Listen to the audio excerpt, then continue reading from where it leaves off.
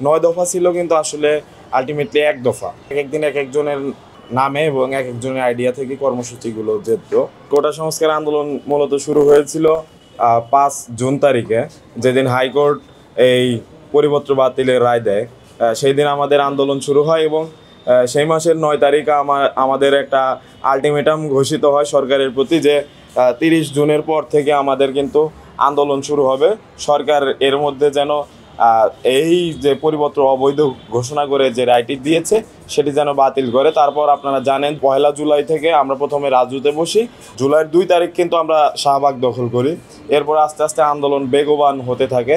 একটা পর্যায়ে গিয়ে সরাসরি সরকারের সাথে শিক্ষার্থীদের যে একটি সংঘাতপূর্ণ মনোভাব, স্বৈরাচারী হাসিনার যে মনোভাব ছিল, সেই মনোভাবের একটি প্রতিফলন আমরা দেখতে পাই এবং সেটি পরিপূর্ণ প্রকাশ ঘটে কিন্তু ১৫ তারিখ। তার আগে তারা বিভিন্নভাবে আমাদেরকে বাধা দেওয়ার চেষ্টা করে। আপনারা জানেন ১৫ তারিখের পর ১৬ তারিখ এবং ১৭ তারিখ পর্যন্ত আমরা ক্যাম্পাসে ছিলাম, শিক্ষার্থীরা ক্যাম্পাসে ছিল।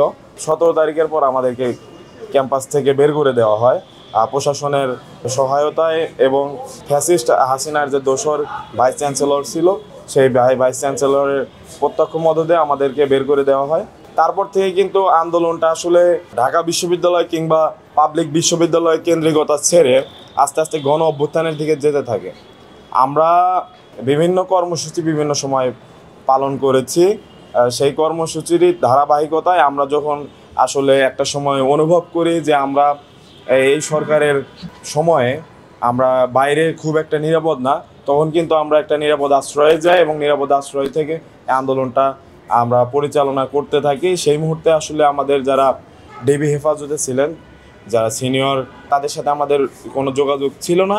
এই সময়ে আমরা মূলত নিজেদের মধ্যে ডিসকাস করে এবং সোশ্যাল মিডিয়ায় যে বিভিন্ন খবরগুলো আসছে সারা দেশ থেকে, সেগুলো আমরা ডিসকাস করে আমরা আসলে কর্মসূচিগুলো দিতাম।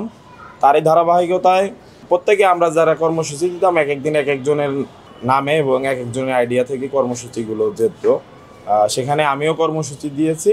সব কিছু মিলিয়ে এই যাত্রাটা আসলে সহজ ছিল না। আমরা চেষ্টা করেছি জনগণের মতামতকে প্রাধান্য দিতে এবং একটা পর্যায়ে আমরা গিয়ে বুঝতে পারি যে আসলে আমরা যতই চেষ্টা করি না কেন, এই ফ্যাসিস্ট হাসিনার পতন ভিন্ন আমাদের আসলে কোনো আলটিমেট কর্মসূচি হতে পারে না। এবং আমরা কিন্তু ৩ আগস্ট কিন্তু আমরা ঘোষণা করি যে ১ দফা ভিন্ন আমাদের কথা নেই এবং ৯ দফা বনাম ৮ দফা এরকম একটি বিষয় কিন্তু সামনে এসেছিল এবং জনগণের মনে প্রশ্ন তৈরি করেছিল।